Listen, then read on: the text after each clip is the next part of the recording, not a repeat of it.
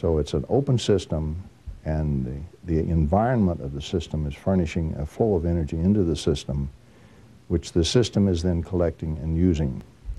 Primary requirements: it has to be an open system, it has to have an external source of energy to furnish the energy that we're going to use, and therefore it's no more mysterious than a windmill.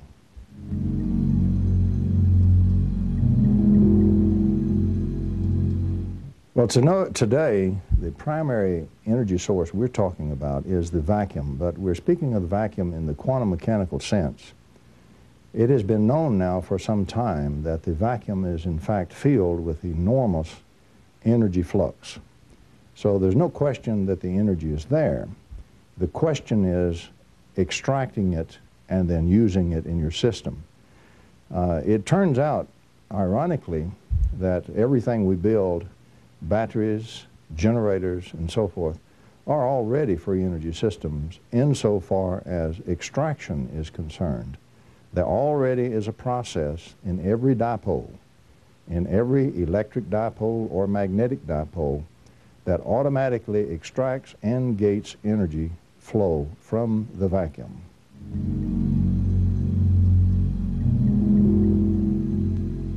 The energy flow in electric circuits and in general in physics is very interesting.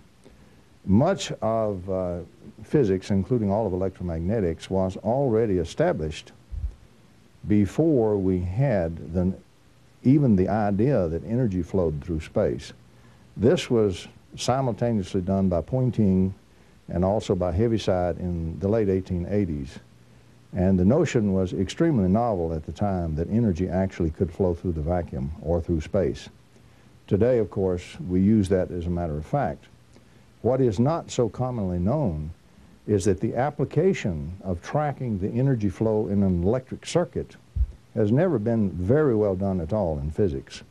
You will find that most of the electromagnetics textbooks, when they get to that point, how does the energy flow in a circuit, they actually do a very simple example or two, show some simple calculations, and then never say anything about it again.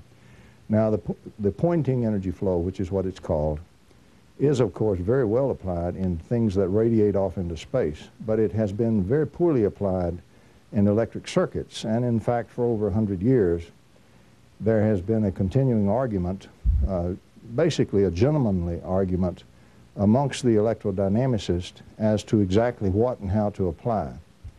For example, they confuse different vectors, the Slepian vector, the Poynting vector, and they're still arguing over just exactly what energy flow in circuits are. So I would just want to point out that the actual energy flow in a circuit is not well accounted for at all or well understood even today.